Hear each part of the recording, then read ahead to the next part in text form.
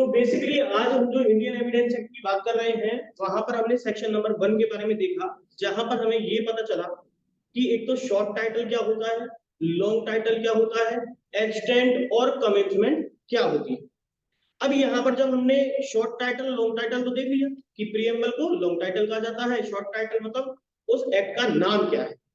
ध्यान ये भी रखना है कि सेक्शन नंबर जब आप किसी इंडियन एविडेंस एक्ट को लिख के आ रहे हो तो उसके पीछे ईयर लिखना बहुत जरूरी होता है। आपने अगर ईयर नहीं लिखा तो वहां पर आपका मार्क्स कट जाए। ठीक है, एक ये बेसिक बात होती है। दूसरी बात क्या है कि जब एक्सटेंट की बात हो रही है तो हमने क्या देखा, उसका एक्सटेंट का मतलब है कि उस एविडेंस एक्ट का विस्तार कहाँ है, या उस लॉ का, अगर जनरल रेफरेंस में बात करें, जनरल सेंस में बात करें तो हमें समझ में आता है कि उस लॉ का विस्तार कहाँ कहाँ तक, तो उसकी जुरिसडिक्शन की बात कर रहा है, वो कहां पर अप्लाई होगा, कहां पर इंप्लीमेंट होगा और कहां पर लागू होगा। तो ये बात बताई कि पूरे इंडिया के ऊपर आर्टिकल 1 में बता रखा है इंडिया का मतलब क्या होता है। ठीक है, तो इंडिया का क्या मतलब होता है वो हमने आर्टिकल 1 में देख लिया था। फिर उसके बाद पता चला कि वो कह रहा है कि इंडिया के अंदर तो होगा, लेकिन इंडिया में भी किसके ऊपर, कोर्ट्स के ऊपर, और कोर्ट्स में भी कौन, जुडिशियल प्रोसीडिंग जो चला रहा हो। और उसके साथ साथ लिख दिया इंक्लूड कोर्ट मार्शल। लेकिन स्पेशल एक्ट थे उसमें जो मेंशन कर रखे हैं उनके ऊपर, तो उनके अंदर जो कोर्ट मार्शल है उस पर तो एविडेंस एक्ट लागू नहीं होगा। लेकिन उनके अलावा भी तो बहुत सारे एक्ट बन चुके होंगे आज के टाइम। प्री कॉन्स्टिट्यूशनल लॉ थे वो तो सारे के सारे। अब आफ्टर कॉन्स्टिट्यूशन, जिनको पोस्ट कॉन्स्टिट्यूशनल लॉज कहते हैं, अभी भी तो नए बने हैं ना लेटेस्ट, उनके लिए अगर कोर्ट मार्शल चलाया जाए तो क्या उन पे लागू होगा नहीं होगा, तो कह रहा उन पे भी होगा, सब पे हो जाएगा। फिर केवल उनको छोड़ करके जो स्पेसिफाई कर रखे हैं इसके, क्योंकि वो एक्सक्लूड कर दिए तो वो नॉट अप्लाइड में आ गए। इसके अलावा क्या देखा, एफिडेविट है, एफिडेविट के ऊपर भी अप्लाई नहीं करते।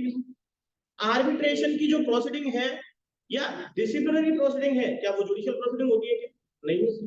ट्रिब्यूनल भी, अगर कोई ट्रिब्यूनल जो है वो क्वासी जुडिशियल होता है, लेकिन उसकी कुछ हद तक तो जुडिशियल प्रोसीडिंग होती है। अगर आप झूठ बोलते हो उसके सामने तो कंटेम्प्ट कर दिया ना आपने उसका, तो वो कार्रवाई तो कर सकता है। आपने अगर देखा हो राजस्थान रेंट कंट्रोल एक्ट पढ़ा है आपको,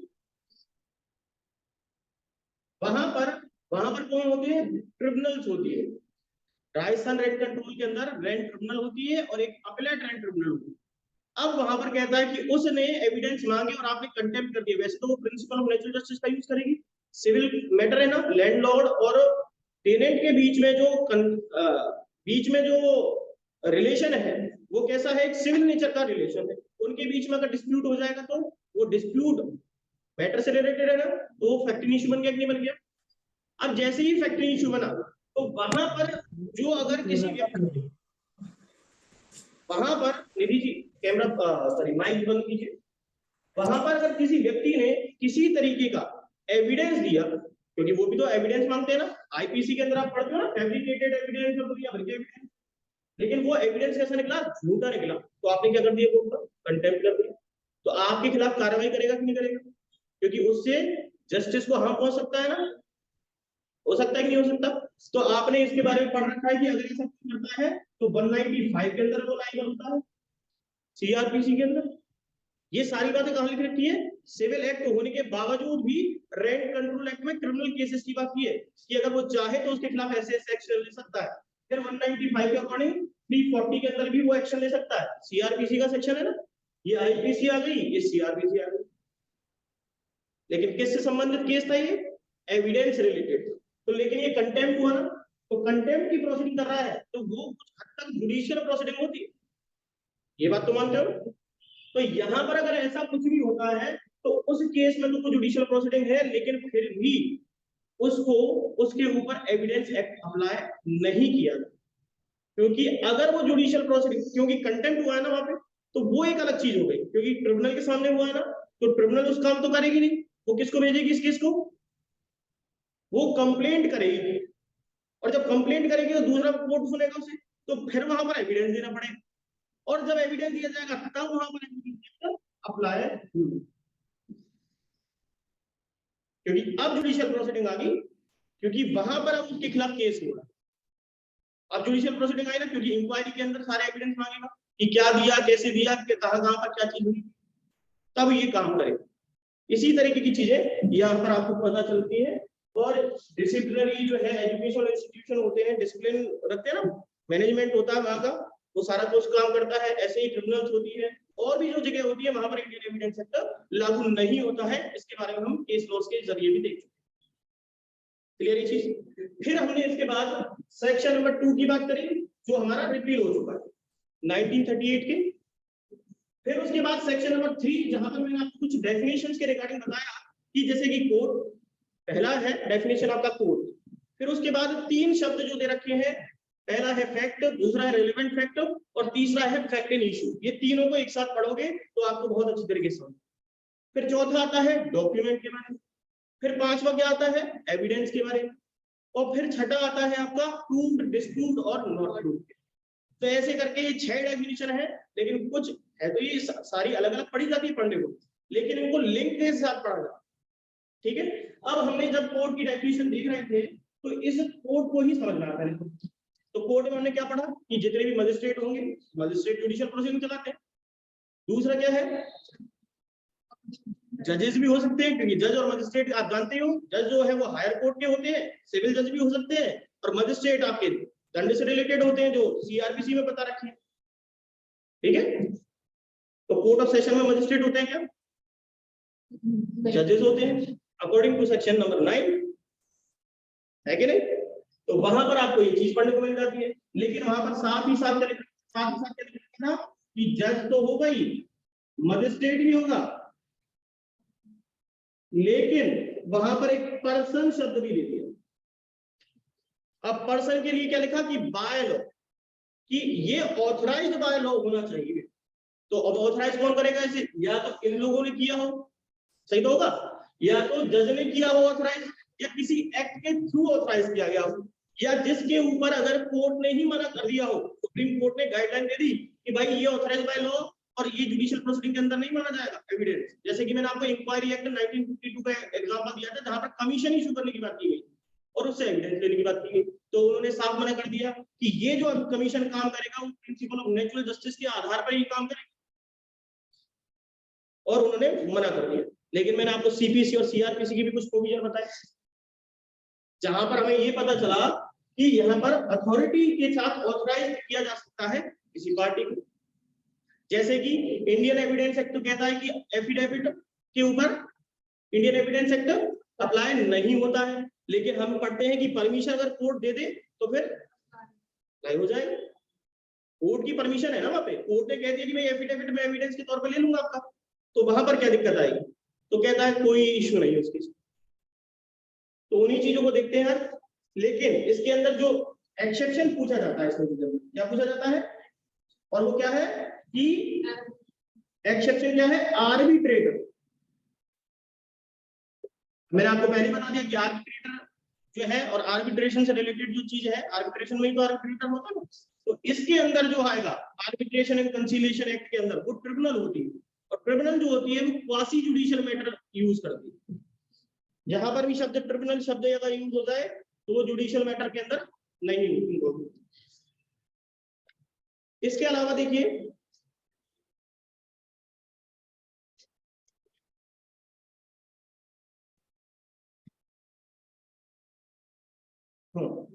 इसके अलावा देखिए यहाँ पर कंज्यूमर फोरम, इनके ऊपर सवाल आ चुके हैं।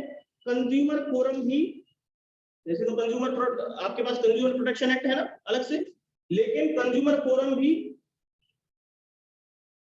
यहां पर क्या नहीं होगी,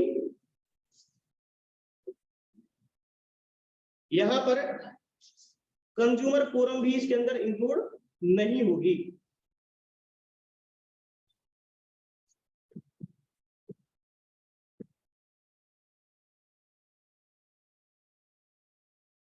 और अगर कोई कमीशन है तो वो भी इसके अंदर इंक्लूड नहीं होगा।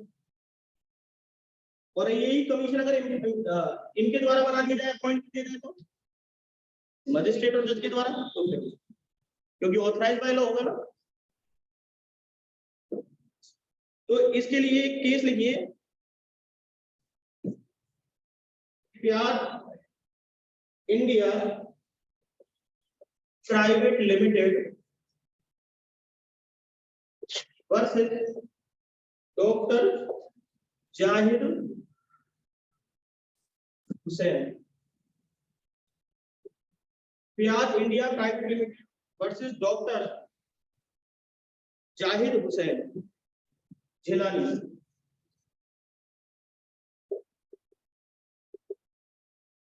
दो 2003 का केस है ये। इस केस में कहा कि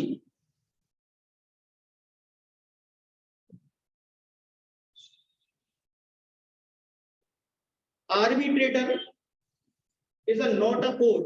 सुप्रीम कोर्ट ने यहाँ पे हेल्ड किया कि आर्बिट्रेटर तो कोर्ट है ही नहीं, और उसके साथ साथ कंज्यूमर फोरम और commission are also not a court.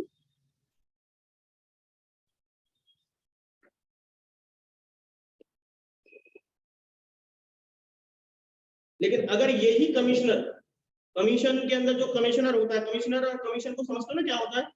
बताया था ना मैंने, कमीशन क्या चीज होती है, किसको बोलते हैं कमीशन, किस चीज के पर्पस होता है इसका? जब किसी काम की, हाँ बोलिए सर। कमीशन सर मतलब आयोग होता है जो सर किसी जांच की इंक्वायरी के लिए किसी और चीज के लिए गठित किया जाता है, मतलब किसी विशेष चीज के लिए आयोग गठित किया जाता है। इसका मतलब ये हुआ कि कमीशन का मतलब ही ये होता है कि कमीशन इशू करने का मतलब ये हुआ कि किसी पर्टिकुलर पर्पस को पूरा करने के लिए उसका ऑब्जेक्ट होता है, कोई काम जो उसको कार्यभार सौंपा गया है उसको पूरा करना, उसके लिए अगर गठन किया है तो वो अपने आप में क्या कहलाता है? कमीशन। वो मजिस्ट्रेट का भी कमीशन हो सकता है, वो कोई ऑफिसर भी हो सकता है, ठीक है? तो वो चीज कमीशन कहलाती है। अब जैसे कि अगर वो कहे कि भाई एविडेंस ही लेने आपको वहां जाकर के, तो फिर वहां पर जाकर के एविडेंस के लिए भेजा है तो एक पर्टिकुलर पर्पस हो गया ना उस कमीशन का, तो वो एविडेंस लेगा तो वो रिजॉल्व हो जाएगा कमीशन वहां से। जैसे ही उसने एविडेंस ले लिए और वो कोर्ट को रिपोर्ट फॉर्मेट करा दे, सब ऐसे से इसके एविडेंस की।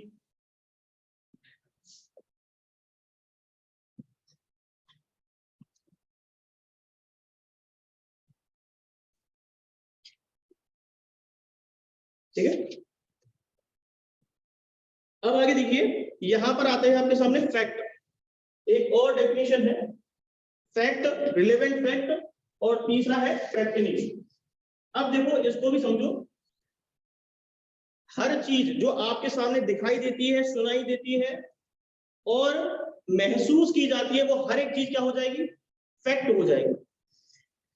जिसको आप फील कर रहे हो, ठीक है, जिसको टच करके देख रहे हो, वो हर चीज क्या है आपके लिए? फैक्ट। अगर किसी की बॉडी भी पड़ी आपके सामने और आपको दिखाई दे रही है तो मर्डर ही हो गया किसी का, तो पहली बात तो क्या कहलाएगा? फैक्ट कहलाएगा। बाद में होगा वो फैक्ट इन इशू, जब तुम उस पर क्वेश्चन अराइज कर दो कि भाई ये मर्डर किसने किया है, किस चीज से हुआ है,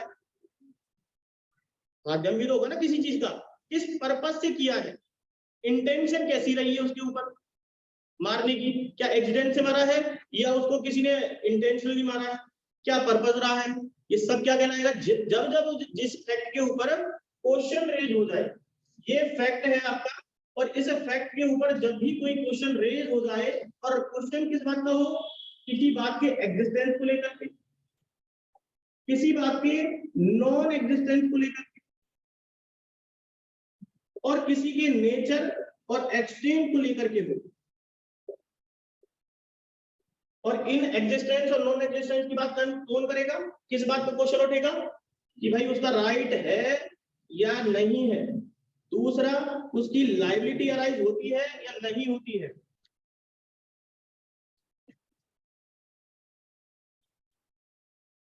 क्या वो व्यक्ति डिसेबल है क्या, या उस टाइम पर जब उसने मर्डर किया था उस टाइम पर वो डिसेबल था। हर चीज जिसके ऊपर क्वेश्चन उठ जाए, जैसे ही सपोज करो कोई प्रॉपर्टी है, प्रॉपर्टी को लेकर के डिस्प्यूट हो जाता है, एक प्रॉपर्टी है, एक व्यक्ति कहता है कि मेरा तो इस पर राइट है, दूसरा कहता है इसका राइट है ही नहीं, और दोनों ही एक्सेप्ट कर ले तो फैक्ट इन इशू होगा क्या? दोनों ही व्यक्ति एक्सेप्ट कर ले कि वो कहता है कि साहब मेरी प्रॉपर्टी है, दूसरा कहता है हाँ सर इसकी प्रॉपर्टी, तो कोर्ट में जाने की बात होगी क्या क्वेश्चन उठा के उसके ऊपर?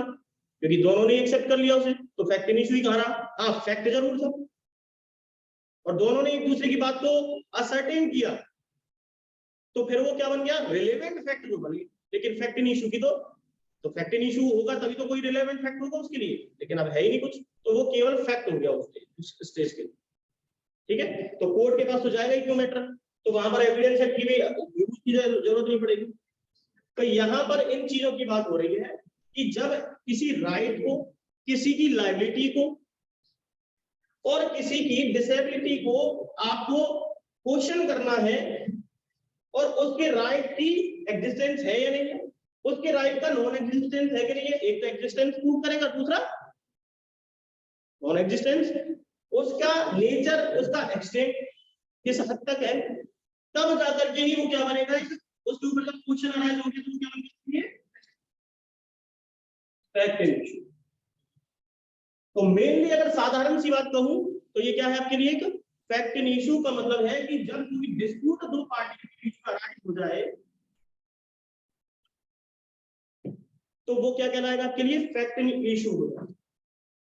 ठीक है, तो अब यहाँ पर फैक्ट इन इशू का मतलब आपको समझ में आ गया। अब ये क्रिमिनल में भी हो सकता है, होगा कि नहीं होगा, क्रिमिनल केसेस जो होते हैं उनमें भी होगा, और यही चीज आपकी सिविल केसेस में भी होगी।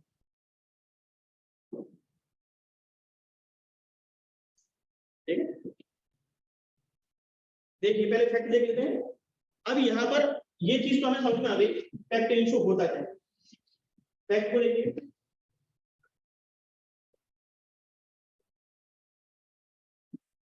Fact means and include anything, state of thing, relation of thing capable of being perceived by the senses। अब perceived by senses ही सबसे ज्यादा इंपॉर्टेंट शब्द। परसीव का मतलब हुआ कि परसीव बाय सेंसेस का मतलब है कि जो आपने अपनी इंद्रियों से ग्रहण किया है। सेंसेस कौन से, सिक्स सेंस कहते हैं ना, होते तो फाइव ही, लेकिन कहते हैं सिक्स सेंस काम कर रहा है वगैरह। तो वो सिक्स सेंस जो है आपका, वो मेंटल कंडीशन है। क्या होती है वो, मेंटल कंडीशन, जिसका आप अनुमान लगा रहे हो कि ऐसा भी हो सकता है। तो दो तरीके के सेंसेस काम करते हैं आपके, एक तो फिजिकल फैक्ट होता है और एक होता है मेंटल फैक्ट। इसी फैक्ट के अंदर तो परसीव बाय सेंसेस का मतलब आपने आंखों से देखा किसी चीज, तो वो क्या बन गया, फैक्ट बन गया। आपने सुना, वो भी फैक्ट हो गया। आपने देखा तो हो गया, आपने किसी चीज को स्मेल किया तो वो भी फैक्ट हो गया, वहां पर कैसी स्मेल आ रही थी। तो हर एक चीज जो भी आपने सेंस से परसीव की है, परसीव का मतलब हुआ ग्रहण किए है, वो हर चीज क्या हो गई, फैक्ट हो गई। जैसे कि एनीथिंग लिखा हुआ है और फिर लिख दिया स्टेट ऑफ थिंग, कि उस वस्तु की उस टाइम पर स्थिति कैसी थी। भाई कोई वस्तु जो है, आज मैं आपके सामने सही खड़ा हूं तो मैं बन गया आपके लिए फैक्ट, और मैं अगर यूं खड़ा हो जाऊं तो मेरी स्थिति अलग अलग चेंज हो रही है ना, तो मैं तब भी फैक्ट होगा आपके लिए। और उसे आप कैसे ग्रहण कर रहे हो, सी करके, देख करके तो कर रहे हो, आंखों से देख रहे हो तो सेंस आपका ये काम कर रहा है, ये चीज हो गई। लेकिन दूसरी बात क्या कहती है, any mental condition of which any person is conscious. अब कॉन्शियस का मतलब यहां पर है अवेयरनेस। क्या है, अवेयरनेस से, कि जब किसी की मेंटल कंडीशन को कोई देख सकता है क्या, कि क्या सोच रहा है वो व्यक्ति, बता सकता है कि कोई, कि कोई व्यक्ति क्या सोच रहा है, तो वो हम कैसे पता लगाते हैं, उसकी हाव भाव से लगाते हैं, उसकी सर्कमस्टांसेस से लगाते हैं। कि जैसे कोई व्यक्ति अगर भाग के जा रहा है तो कोई ना कोई कांड तो सा तो पता चल जाता है ना, तो वो भी क्या बन गया हमारे लिए, एक फैक्ट बन गया। जैसे कि किसी व्यक्ति की रेपुटेशन देख सकते हो क्या, तो कैसे पता चलेगी हमें, जब उसके लोग पीछे फॉलोअर होंगे या उसकी जहां पर सम्मान हो रहा होगा, तो उससे ही रेपुटेशन के बारे में पता चलेगा कि क्या है व्यक्ति बहुत साधारण सा जा रहा है। हम क्या अनुमान लगाते हैं, ये तो सिंपल है, बिल्कुल क्या जानता होगा, कुछ नहीं जानता होगा, ये तो पहली बार लग रहा है गांव से आया होती, ऐसे ही करते हैं तो एनालाइज। लेकिन बाद में जब उसके पीछे 100 लोग और घूम रहे हैं, गाड़ियां ले लेके घूम रहे हैं, तो आप क्या एनालाइज करते हो कि यार इसकी रेपुटेशन के बाद, तो रेपुटेशन क्या इन सेंसेस से देखिए आपने, उसको क्या किया आपने, अपने सिक्स सेंस से अनुमान लगाया उस चीज का, अवेयर हुए उसके प्रति, तो वो क्या हो गया, आपकी मेंटल कंडीशन, मेंटल फैक्ट हो गया वो। जैसे कि एग्जांपल के तौर पे और देखिए, चलो एग्जांपल मैं अपनी तरफ से नहीं बताता, इसी में देखो। देखो पहले ABCDE, देखो इंडियन एविडेंस एक्ट की ये खासियत है कि इसमें से अलग से कोई क्वेश्चन नहीं बनाते हैं, इसी के जो एग्जांपल होते हैं उन्हीं को ही सेट करते हैं, उससे ऊपर कुछ भी नहीं आता। और ये यहीं से नहीं किसी भी लॉ को उठा करते हैं, क्योंकि वो उनके लिए वो क्या होता है कि शैल मैंडेटरी होता है कि उसी चीज को वो मान के चलते हैं कि यही उसके लिए एक प्रिंसिपल। हाँ, उसके अंदर ABCD को घुमा देते हैं कि A का नाम राम रख दिया और B का नाम श्याम रख दिया, वो चीज हो सकती है उनके पास, लेकिन उससे आगे कुछ नहीं ले जाते, वो ही एग्जांपल सेट। देखिए, that there are a certain object arranged in a certain order in a certain place is a fact. certain order था, एक अरेंजमेंट कर रखा है उसका, तो आपको दिख रहा है वो, तो फिर वो क्या है आपके लिए एक फैक्ट है। लेकिन अगर वही चीज जैसे पहले आपने फैक्ट देखी और बाद में वही चीज आपको बिखरी हुई दिखे, तब भी वो फैक्ट है, होगा तो तब भी ना, क्योंकि आपने उसे पहले कैसे देखा और आप कैसे देखा, लेकिन आपके मन में एक शंका पैदा हो जाएगी उसको लेकर कि ये किया किसने, तो वो क्या बन जाएगा आपके लिए फैक्ट है, क्योंकि क्वेश्चन अराइज कर दिया आपने कि यहां पर कोई ना कोई व्यक्ति तो। अब देखिए आगे, मैन हर्ड और show something is a fact, सीधी सी बात है, देखोगे और सुनोगे तो वो भी फैक्ट हो गया। Man said certain word is a fact, वो कुछ कह रहा है तो वो भी फैक्ट है। अब देखिए, man hold a certain opinion, देखो ABC तो क्या है, ये सारे के सारे फिजिकल फैक्ट है जो आपको दिखाई दे रहे हैं, आप कर रहे हो, लेकिन a man hold a certain opinion, उसका कोई ओपिनियन है और हैज अ सर्टेन इंटेंशन, उसकी इंटेंशन है, आप उसके ओपिनियन से कोई चीज भाग तोड़ ना सकते हो। देखो उसका ओपिनियन था कि यार मैं तो इस बिल्डिंग को खरीदूंगा, वो मेरे सामने कह के जा रहा था, कह दिया उसने, मैंने सुन लिया, ये एक फैक्ट हो गया, एक तो अलग से फैक्ट हो गया। लेकिन पता चला कि उसने वहां पर कब्जा कर लिया, तो आपको क्या पता चला, उसकी मेंटल थिंकिंग पता चली कि उसने किया क्या था वहां पर, उसको जो उसने उसे कैसे भी एक्वायर किया था, तो वो क्या बन गया, एक फैक्ट बन गया उसके लिए। उसकी इंटेंशन जो है उसको एक फैक्ट बन गया, किस उद्देश्य से किस पर्पज से वो कर रहा है। तो हर एक चीज क्या कहलाएगी, दो ही चीज होती है, या तो वो मेंटल होगी या वो फिजिकल होगी, जिससे आप अनुमान लगा सकते हो किसी चीज, ठीक है। लेकिन इसको अनुमान लगाने के लिए क्या आप सीधा एविडेंस नहीं दे सकते, ये कैसे पता चलता है अपन को, सर्कमस्टेंशियल, स्थिति और परिस्थितियों से पता चलता है उसके बारे में। इसको तो आप डायरेक्ट देख रहे हो, लेकिन इसके बारे में तो महसूस ही तो कर रहे हो, तो इसको कैसे पता चलेगा इसके बारे में, वो सर्कमस्टेंसेस से। जैसे मैंने आपको अभी क्या बताया कि आपने उसके पास गाड़ियां देखी, तो गाड़ियां क्या थी उसके लिए, एक सर्कमस्टेंसेस बनी हुई थी, उसके पीछे 4-5 लोग 10 लोग 50 लोग घूम रहे थे, ठीक है। या उसने पहले उसके दिमाग में क्या चल रहा था, उसने प्रॉपर्टी को एक्वायर कर लिया, तो वो स्थिति से क्या पता चला कि इसने कुछ ना कुछ गड़बड़ी करी है। 2 दिन पहले तो कह रहा था कि मैं इसे खरीदूंगा और इतनी जल्दी खरीद भी लिया, तो कोई ना कोई गड़बड़, ये चीज। और देखो नीचे ये और पॉइंट है, that a man has a certain reputation. भाई रेपुटेशन की बात हो रही है, तो रेपुटेशन को भी केवल महसूस किया जा सकता है, मतलब भापा जा सकता है कि भाई कैसे आई, तो ये चीज होगी। एक और चीज है इसके साथ ही साथ, ये तो हो गया फैक्ट, अब है रिलेवेंट फैक्ट। जैसे कि अभी मैंने आपको बहुत सारे एग्जांपल दिए, इसी रिलेवेंट फैक्ट को इससे जोड़ देते हैं। जैसे कि पहले तो उसका ओपिनियन था मेरे सामने और दूसरे ही दिन उसने प्रॉपर्टी को एक्वायर कर लिया, तो एक दूसरे का क्या हो गया, रिलेशन हुआ कि नहीं हो गया, तो ये क्या हो गया, दोनों फैक्टर ये रिलेवेंट हो गए। एक दूसरे से जिसका कनेक्शन हो जाए या रिलेशनशिप मिल जाए किसी तरीके की, तो वो क्या है, रिलेशन हो गया उसका, तो ये क्या कहलाएगा, रिलेवेंट फैक्ट है। और ये हुआ किस चीज से संबंध, ये आती है इस बात पर, फैक्ट इन इशू से संबंध, क्योंकि फैक्ट इन इशू जो है उसी से तो रिलेटेड है फैक्ट इन, ये रिलेवेंट फैक्ट हो गया, तो ये चीज हो गई इसके। देखिए क्या लिखा हुआ है, one fact is said to be relevant to another, another तो जो भी रिलेवेंट है दूसरे फैक्ट से, और when one is connected with another, other in any way refer to any provision of this act relating to the relevancy of the fact। मैं कल ही बताया था ये चीज कि ये आपको रिलेवेंट फैक्ट अपने आप से अनुमान लगा करके नहीं पता चलता है। ये रिलेवेंट फैक्ट किससे देखोगे आप? चैप्टर नंबर 2 से देखोगे। वही बात बताएगा कि कौन सी चीज रिलेवेंट होगी और कौन सी इररिलेवेंट होगी, क्योंकि आप तो हर चीज को रिलेवेंट ही बताओगे ना। जैसे कि आपने कहा कि ए नाम का व्यक्ति जो है यहाँ पर घूम रहा था,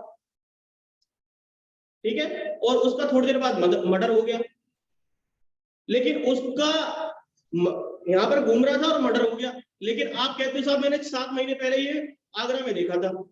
मरा कहाँ पर? जयपुर में, और आज मरा है। 7 महीने आपने आगरा में देखा, तो हम क्या करें? देख तो बहुत लोग रहे हैं उसको, कोई रिलेवेंसी थी क्या उसकी? तो ये रिलेवेंट तो था कि उस व्यक्ति से संबंधित है, लेकिन रिलेवेंट उस फैक्ट इशू से संबंधित नहीं था जिससे मर्डर हुआ, क्योंकि हमें किस चीज से देनी है? मैंने बताया ना आपको कि ये जो है एविडेंस एक्ट क्यों बनाया गया है, ये रेस्ट्रिक्ट करने के लिए कहा है कि आप तो कुछ भी देके कोर्ट को कर दोगे ना सेटिस्फाइड, कहोगे ये भी एविडेंस लो, ये भी फैक्ट लो, हर चीज फैक्ट है। तो कह रहा है कि आपको रिलेवेंट ही देना है, लेकिन रिलेवेंट को फैक्ट नहीं इशू से, नहीं तो फिर तो कुछ भी दोगे तो फिर कोर्ट तो कभी उस केस को सॉर्ट आउट ही नहीं कर पाएगी, डिसॉल्व ही नहीं कर पाएगी, है ना, डिस्पोज ऑफ नहीं कर पाएगी। तो फिर ऐसे केस में क्या होगा? फिर इससे नुकसान ज्यादा होगा, जजमेंट ही नहीं दे पाएगा, क्योंकि जो कोर्ट है वो डिपेंड किसके ऊपर रहता है? केवल और केवल जजमेंट किसके आधार पर देता है? एविडेंस की, और एविडेंस ही प्रॉपर नहीं होगा तो इसलिए वो रेस्ट्रिक्ट करने की काम है। और रेस्ट्रिक्ट मैंने आपको बताया कौन सा सेक्शन करता है?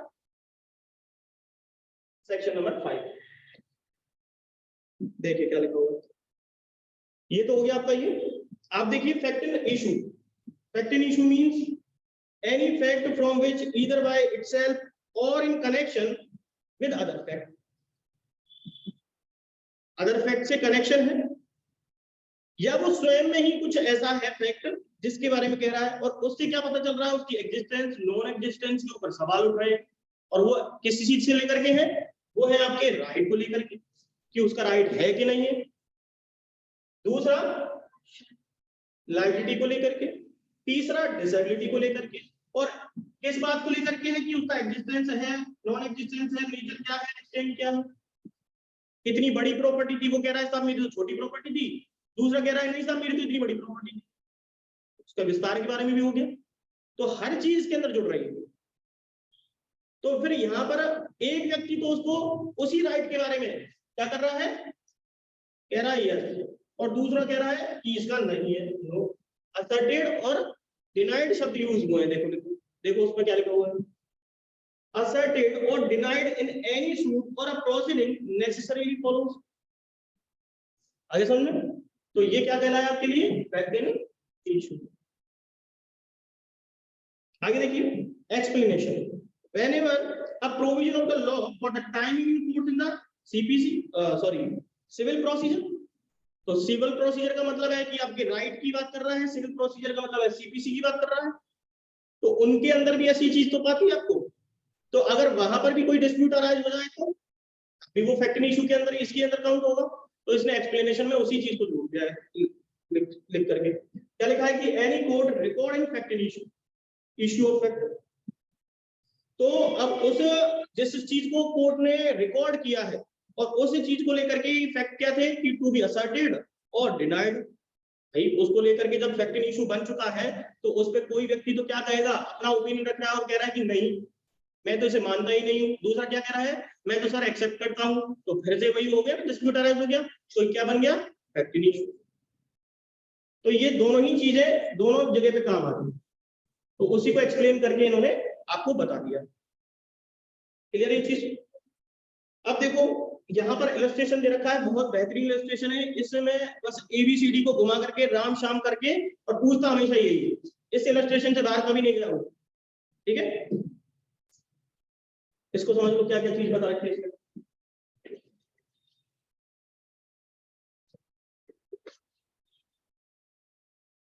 देखिए पहला लिखा हुआ है A is accused of the murder of B. अब देखो ए जो है आरोपी है किसके मर्डर का? बी के मर्डर का आरोपी है, तो आरोप जब सिद्ध हुआ है तो इसका मतलब ये क्या बन गया कि फैक्ट बन गया। अब इस पर क्वेश्चन अराइज होंगे कि नहीं होंगे? क्वेश्चन रेज होंगे कि मर्डर क्या ए ने ही किया है।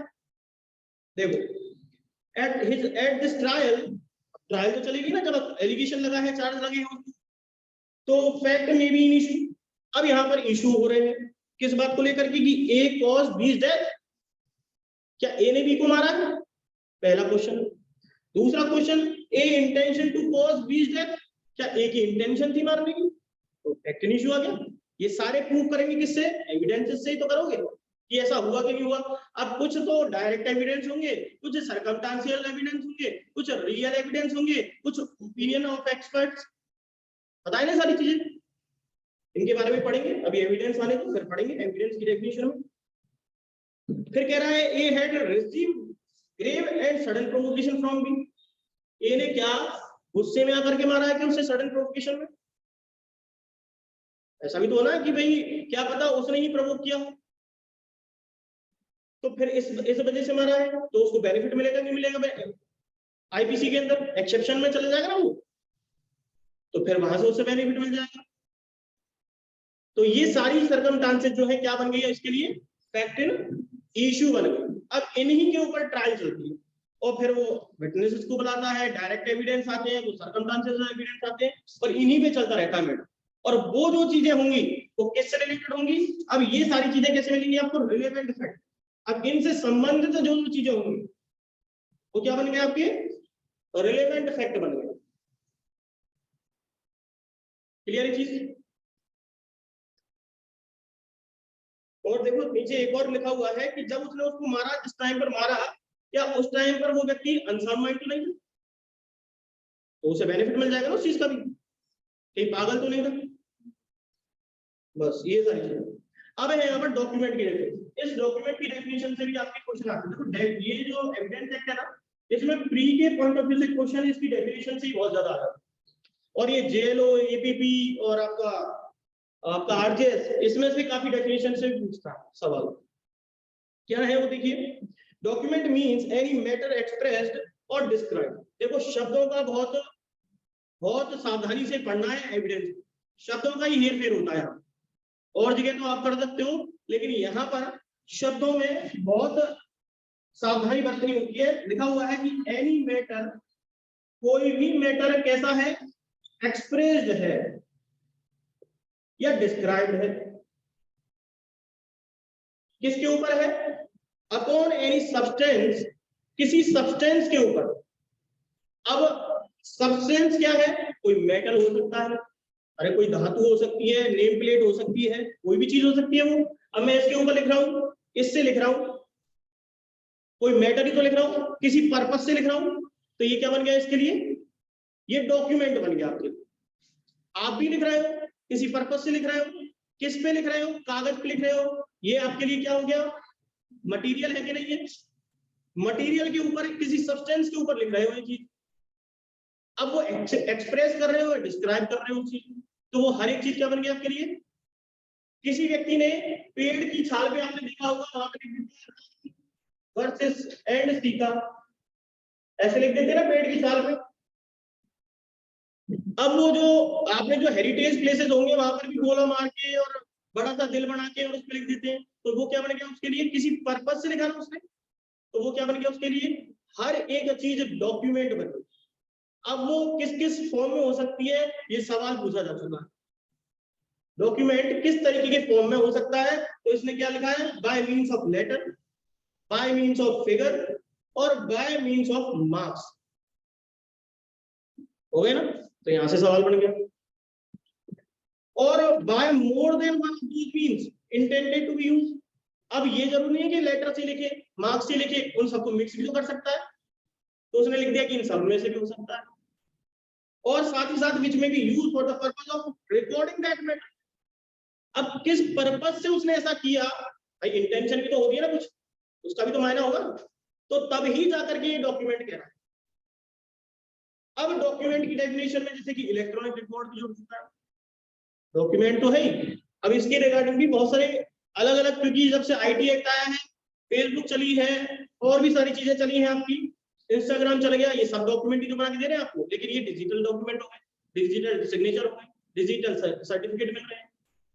तो आपको अगर अमेंडमेंट पूछ ले तो अब आपको आईटी एक्ट का याद रखना है, बस जनरल सा है।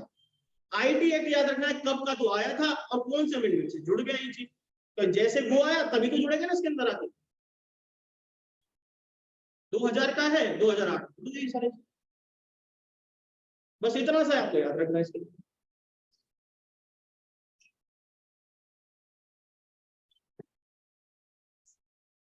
तो दो चीज जैसे कि मैंने आपको यहाँ पर बताई, तो अब इसमें देखो यहाँ पर इलस्ट्रेशन दे रखे हैं, इस इलस्ट्रेशन में से भी सवाल बन चुका है। इलस्ट्रेशन में क्या दे रखा है कि a writing is a document, मैंने यहाँ पर लिख दिया वो क्या है, एक डॉक्यूमेंट बन गया। अब ये किसी राइटिंग करूंगा तो किसी ना किसी मेटल पे तो करूंगा, मेटल नहीं है तो दीवार है, दीवार क्या है, सब्सटेंस हो गया ना। तो हर एक चीज है, किसी चीज पे आप ऐसा तो ना हवा में लिख दोगे तो वो डॉक्यूमेंट बन जाएगा। तो हवा कोई मेटल है, सब्सटेंस है, कुछ नहीं।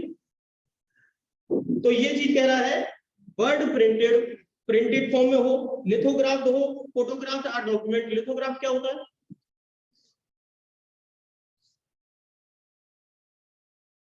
नेम प्लेट देखिए घर की पत्थर से बनी हुई होती है, उसके ऊपर वो क्या करते हैं, खुदाई से लिखते हैं ना, मशीन से लिखते हैं। तो वो क्या है, लिथोग्राफ हो गया। ऐसे ही मैप है, प्लेन है, जो प्लान होते हैं अपने, मैप है, प्लान है, ये क्या है सारे सारे, क्योंकि वो डॉक्यूमेंट तो है, क्योंकि एक मैप बना हुआ है। मैंने बताया था ना कल आपको कि स्पेशल सर्कमस्टांसेस में कुछ स्टेटमेंट दिए जाते हैं, जैसे कि मैप हो गया, भारत का नक्शा पीओके के बारे में बताया था। तो वो डॉक्यूमेंट क्या है हमारे लिए, ओरिजिनल डॉक्यूमेंट है, जिसके आधार पर सिग्नेचर भी किए होंगे ना जब वो हमको और पाकिस्तान को बांटा होगा, तो उसने मैप बना के दिया होगा। तो ये सारी चीजें डॉक्यूमेंट के अंदर। एज ये inscription on a metal plate और स्टोन इज अ डॉक्यूमेंट। यहाँ पर भी ये इंस्क्रिप्शन आपने देखा होगा प्लेट के ऊपर, पहले जैसे गाँव में तो हमारे तो ऐसा होता है, लेकिन जो प्लेट्स होती हैं उनके ऊपर नाम लिखे जाते हैं। बर्तनों के ऊपर जो होते हैं आपके स्टील के बर्तन जो होते हैं उनके ऊपर नाम लिखवाते हैं लोग, कि ये इस वो निशानी होती है कि किसकी शादी में कहाँ से मिला, किसने गिफ्ट किया, लिखवाते हैं लोग। तो वो चीजें पता चल जाती है। तो ये क्या है, ये भी एक डॉक्यूमेंट है, क्योंकि वो मेटल पे जो लिखा है सब्सटेंस है वो भी। तो ये लेटर फिगर जिससे भी लिखा वो सब चीज ऐसी ही है। कैरिकेचर, कैरिकेचर के ऊपर सवाल आ चुका है पहले। कैरिकेचर क्या होता है, क्या करते हो आप, कभी कभी कार्टून देखे आपने, वो न्यूज़पेपर में कार्टून आते हैं कभी मुख्यमंत्री के ऊपर, कि मुख्यमंत्री को अलग तरीके से दिखाया और उसके जो साइन है, जैसे कि वो जो योगी आदित्यनाथ है वो भगवा पहनते हैं तो उनको उस ड्रेस में दिखा दिया, और बीजेपी का साइन लगा दिया तो पता चल जाता है कि वो कौन है, सर वो कार्टून टाइप करी जाती है अखबार में सर। तो वो क्या कर रहे हैं, किसी चीज को वो उसका पर्पज है कुछ दिखाना, तो वो क्या बन गया, वो वहां पर कुछ आलोचना करना चाहता है, कुछ बताना चाहता है उसका एक्सप्रेशन देने से। तो वो क्या है, वो क्या चीज हो गई, कैरिकेचर हो गई। वो कुछ भी हो सकता है, वो क्या बन जाएगा अपने लिए, डॉक्यूमेंट बन जाएगा। ठीक है, अब देखिए एविडेंस के बारे में। अब यहाँ पर एविडेंस को भी समझना है और एविडेंस की टाइप्स को देखना है। Evidence means and include. अब देखो यहाँ पर एविडेंस मीन्स और इंक्लूड, जब